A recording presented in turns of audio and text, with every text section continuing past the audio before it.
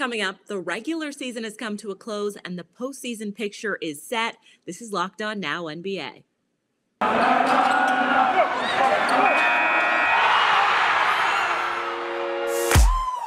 The biggest games, the best performances, expert analysis. You are Locked On Now. Welcome in. You're listening to Locked On Now NBA, local experts on the biggest stories on the hardwood. I'm your host, Kainani Stevens. Thank you for making Locked On Now your first listen every single weekday. We've got all our Locked On NBA hosts here. They're going to recap your playoff previews for you. We're going to start out in the Eastern Conference in the play-in tournament. The Brooklyn Nets may be the most feared number 7 seed we've ever seen, and they'll face off against the Cavaliers in the East playoff tournament. The winner will get the chance to face off against the number 2 seed Boston Celtics. Locked On Cavs and Nets breaks down the matchup. Hey, I'm Chris Manning. That's Evan Dammerel. We're here from the Locked On Cavs podcast. The key for the Cavs making a healthy playoff run is getting really fully healthy. Perhaps getting Jared Allen back for the Tuesday play-in game against the Brooklyn Nets. The key for them now is to advance out of the tournament by any means possible and get that 7-game series experience no matter who it's against.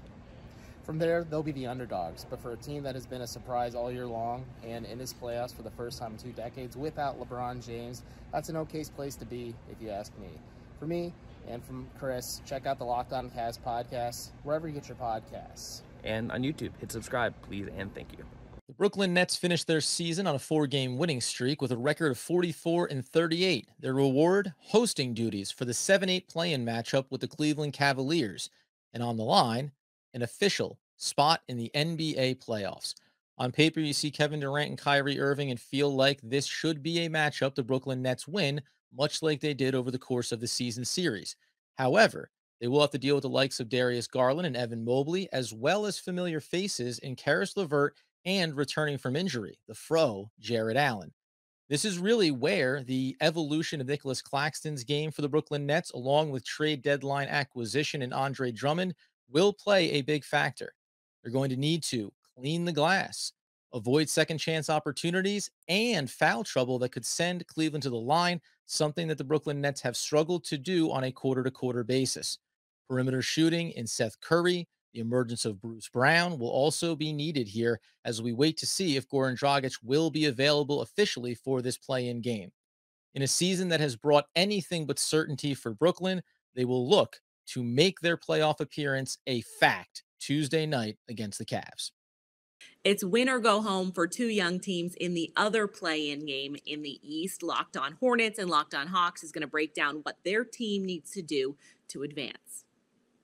The Charlotte Hornets can avoid getting embarrassed for the second straight play-in and even make the first round of the NBA playoffs. I'm Doug Branson from the Locked On Hornets podcast.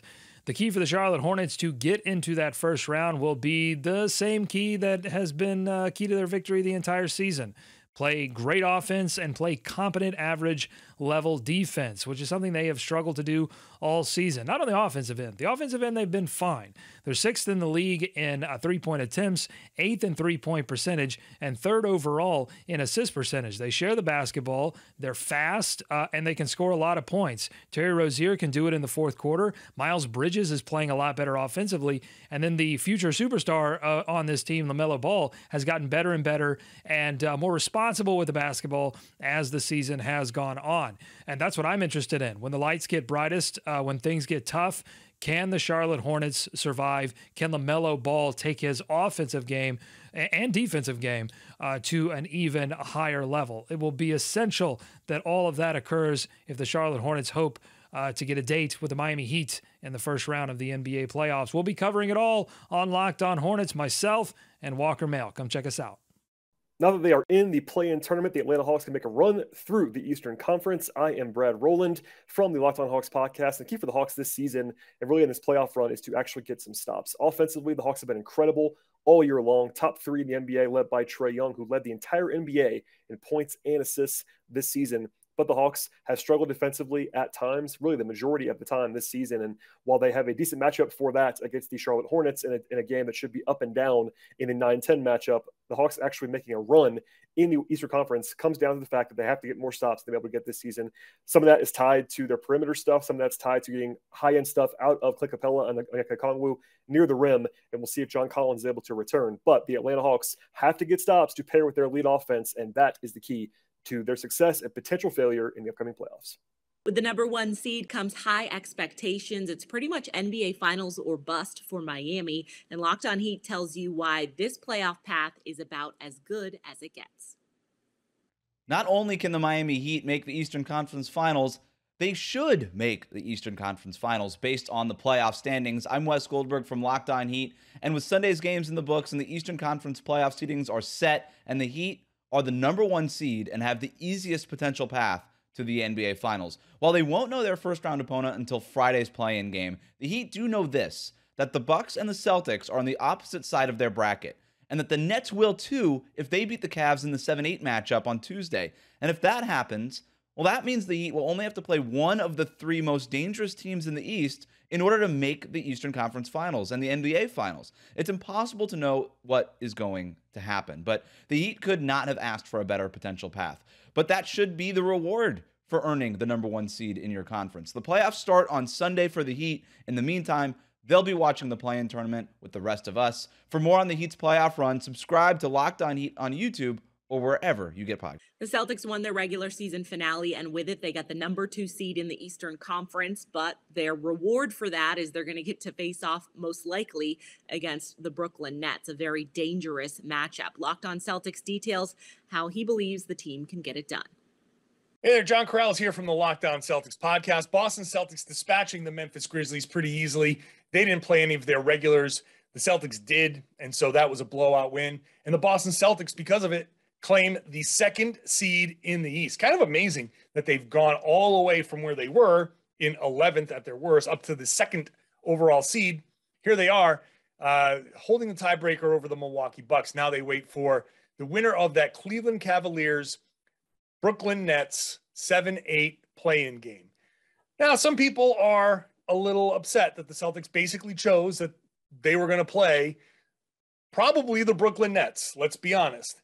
And if it is, that's fine for me. That's fine. If we're looking ahead to the Celtics run to an NBA Finals berth, certainly this will be the toughest of them all to take Brooklyn in the first round, and then theoretically, you'll have to face Milwaukee in the second round and probably Miami in the conference finals.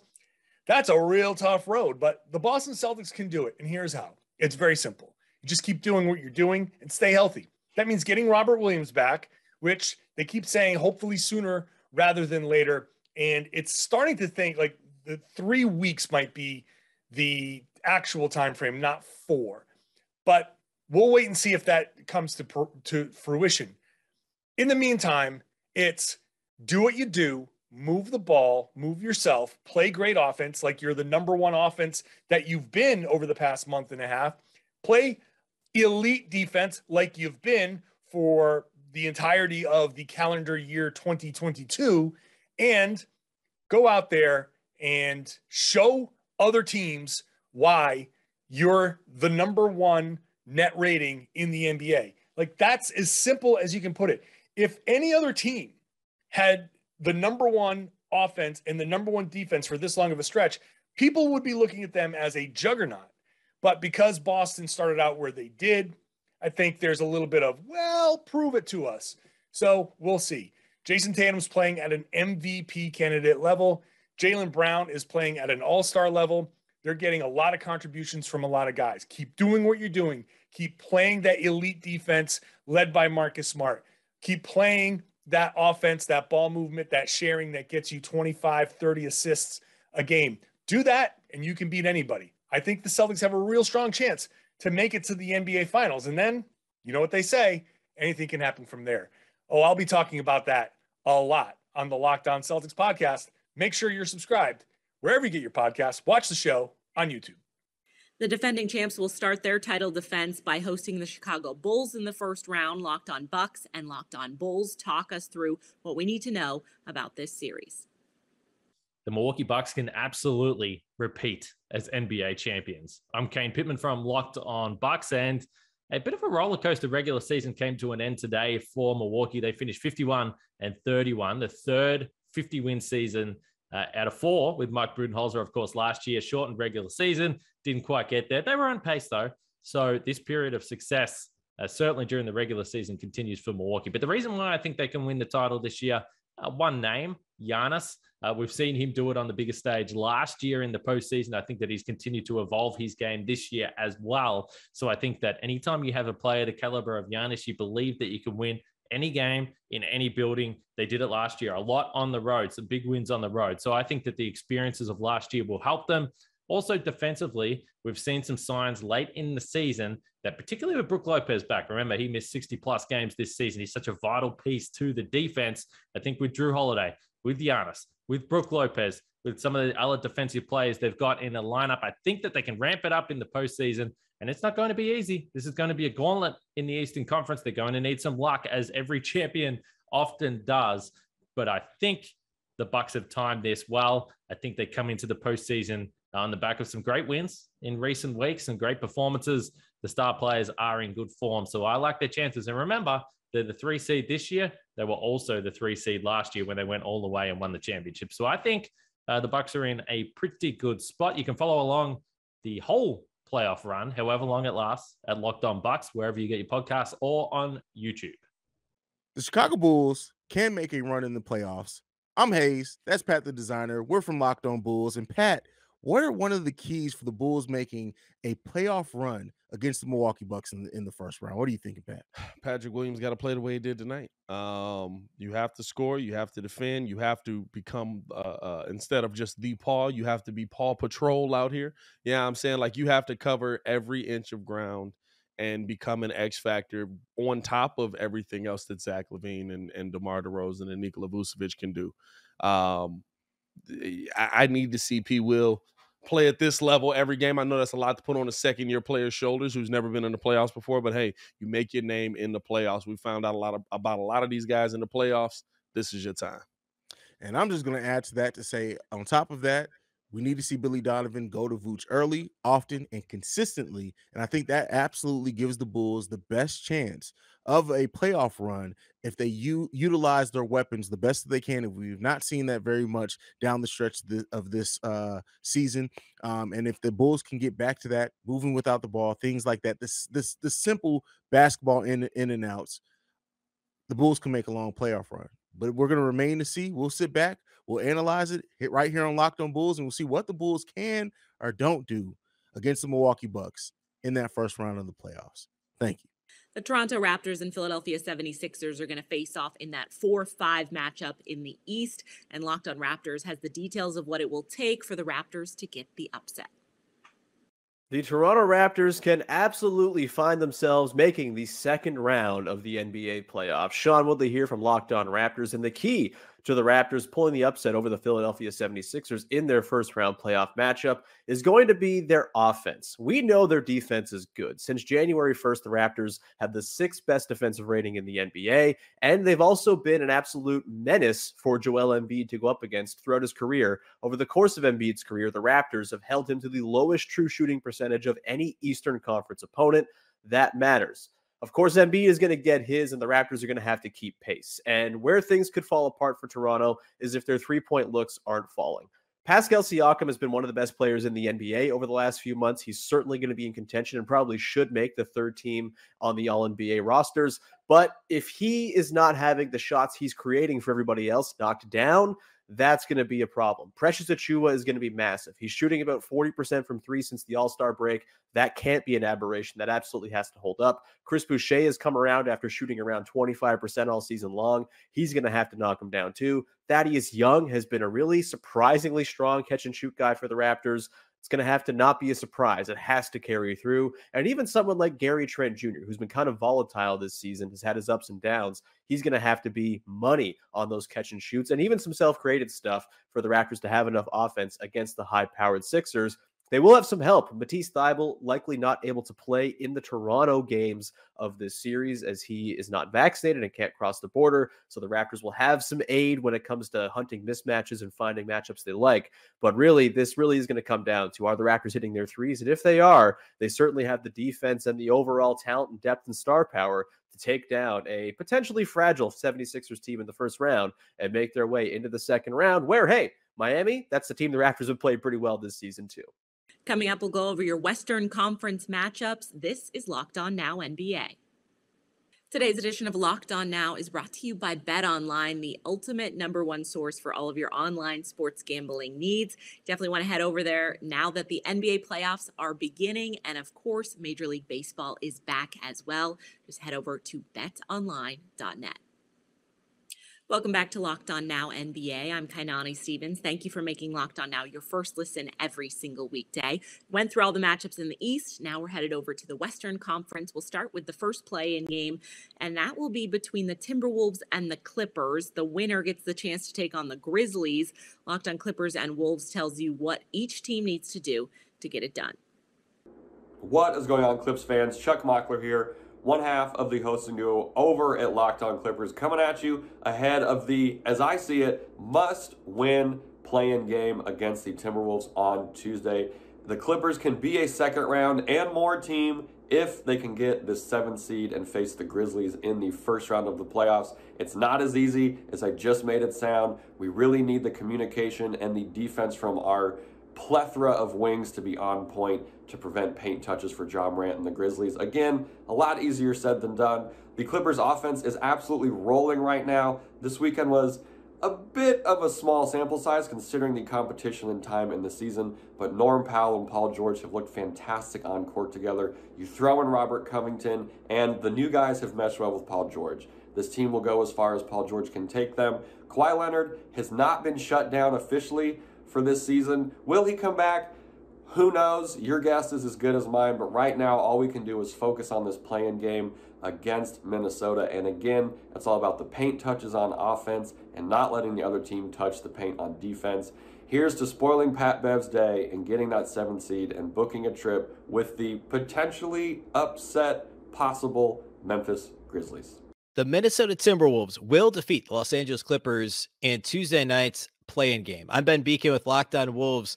And even though the Clippers beat the Wolves 3 out of 4 times this season, really pretty easily in all 3 of those games, we're looking at 2 very different teams than we saw the last time these 2 squads matched up. D'Angelo Russell only played in 1 of the 4 games against the Clippers this year.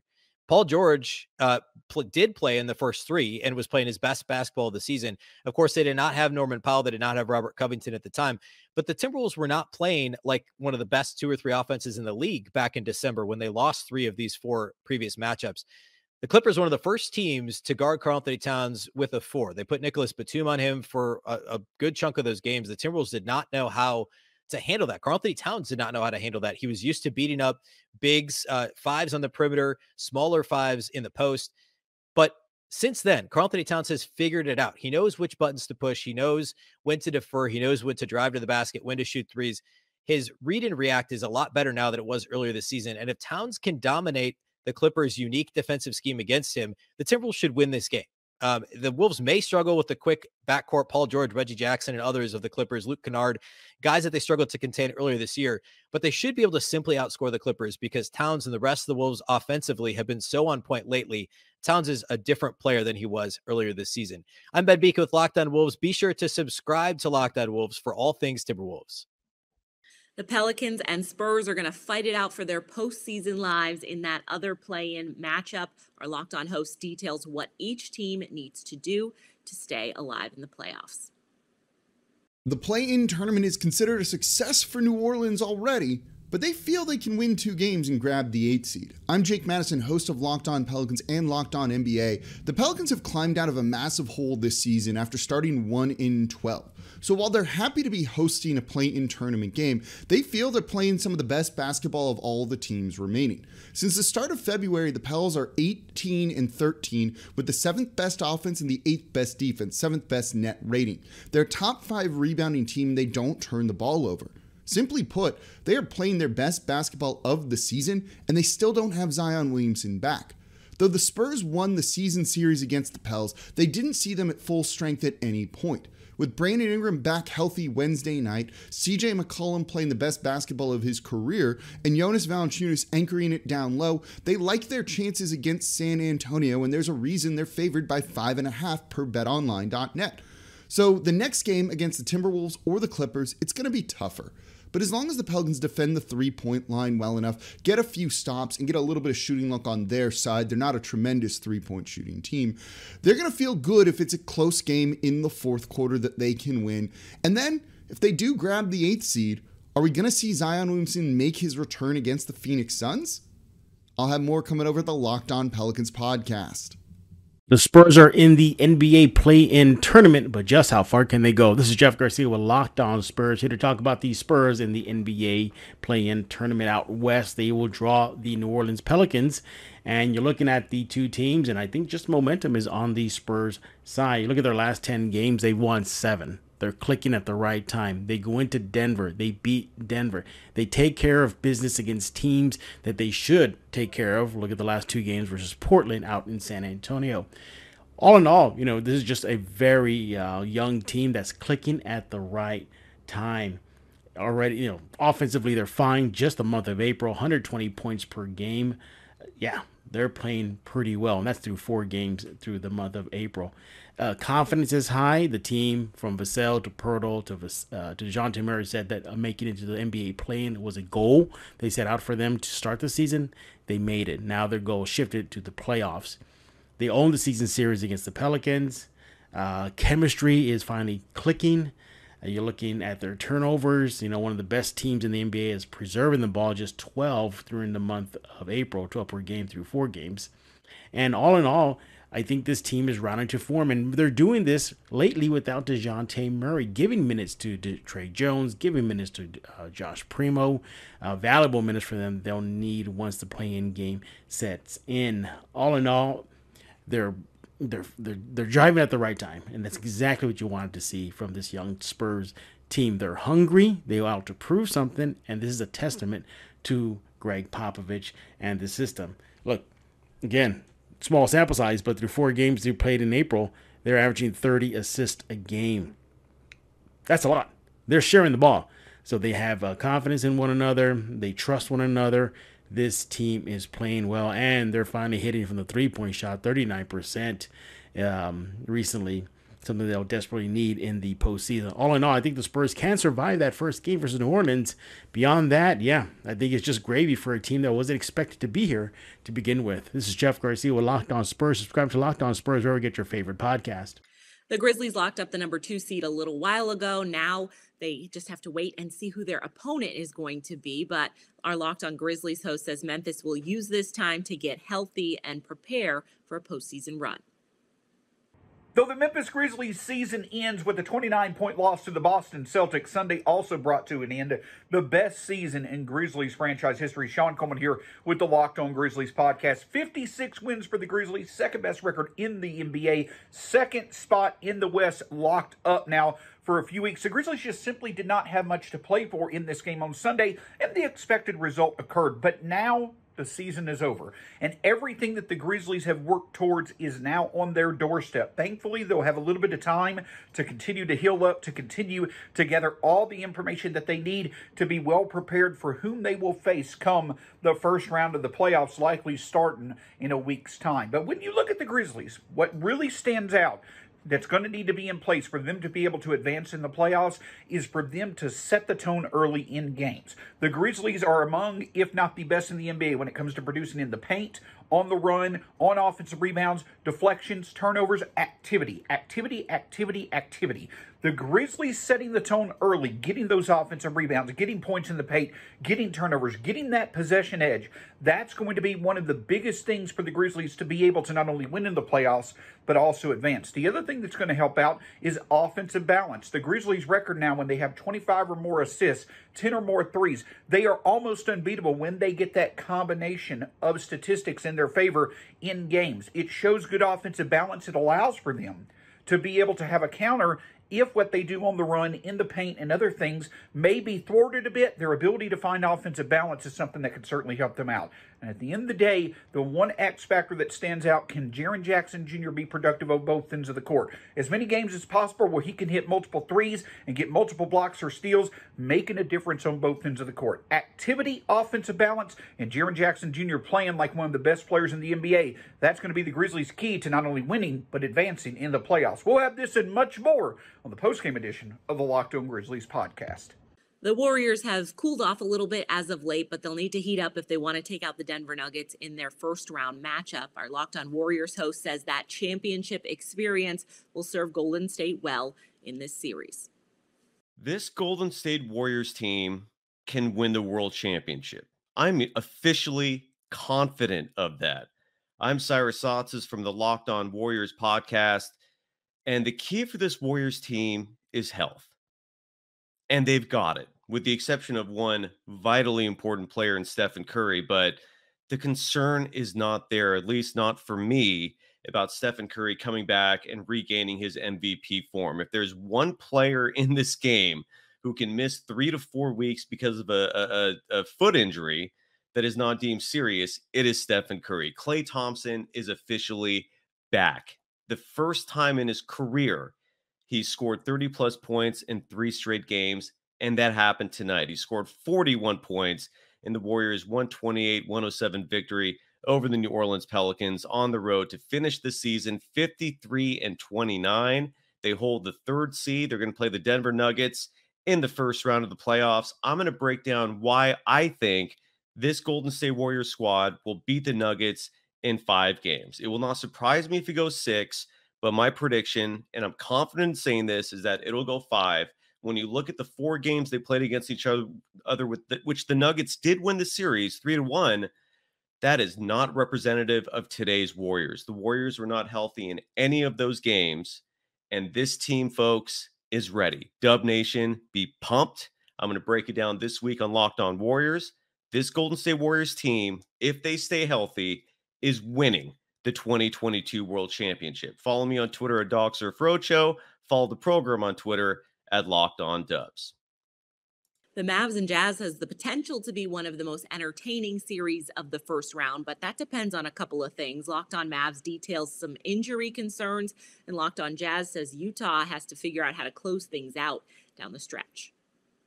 The Dallas Mavericks absolutely can and should win their first round series, but depends on a lot. Nick Angstead from the Locked On Mavericks podcast here. The Dallas Mavericks are going to be matching up against the Utah Jazz. The Mavs will have home court advantage, which is good in this situation because the home team won every single game between those 2 matchups this year. And the Mavericks would have loved home court advantage against the Clippers the last couple of years in the playoffs. But a big but comes into this series because Luka Doncic in the final game of the year in the 3rd quarter came up limping. He was holding his left calf and had to stop the game. He was standing in one spot. He ended up walking off the court in his own power. Casey Smith, the Mavs head of medicine, basketball trainer, the extraordinaire, walked back with him in the locker room. Initial reports say that it's just a mild sprain. They don't think it's anything significant, but this is going to be a big deal for the Dallas Mavericks. Obviously, Luka Doncic is incredibly important to this team. He has one of the highest usage percentage in the NBA. They rely on him for so much. Now, they do have Jalen Brunson and Spencer Dinwiddie. Those 2 guys can get their own shot and all that. So they'll maybe be relying on those guys a lot. The Mavericks will play Saturday at noon Central Time, and so that is the earliest possible that they could have played, which is definitely not helping the Luka injury timetable. But we'll have to see in the next coming days if Luka's going to be okay. If not, this could be a really, really, really tough series. The Mavs may not be able to win. But if he's playing, I expect the Dallas Mavericks to win this series, to move on, and then potentially play the Phoenix Suns in the 2nd round, where it will be an incredibly good test for this team. The Utah Jazz will open the NBA playoffs on the road against the Dallas Mavericks. The 2 teams played 4 times this year, but only 2 of them are relevant because Luka Doncic did not play in one of them and Rudy Gobert did not play in the other, and those 2 games were split. What do the Utah Jazz have to do to have a playoff success this year? The first is finish basketball games. During the regular season, the Jazz led by double digits more than any team in the second half, but they also lost more double-digit leads than any team. Clutch play has been a major problem for the Jazz down the stretch this season, and they will have to figure out a way how to make plays both offensively and defensively in the final moments. Obviously, curtailing Luka Doncic, who did strain his calf today, will be a major issue. But maybe more importantly, how does Rudy Gobert stay being a massive defensive impact against the Mavericks, who are likely to spread the Jazz defense out. We'll find out as the playoffs come. For more, go to Locked On Jazz. That's going to do it for this edition of Locked On Now NBA. Thank you for making Locked On Now your first listen every single weekday. Make sure you check out Locked On NBA and your team's Locked On podcasts, especially during these playoff runs. I'm Kainani Stevens. This has been Locked On Now.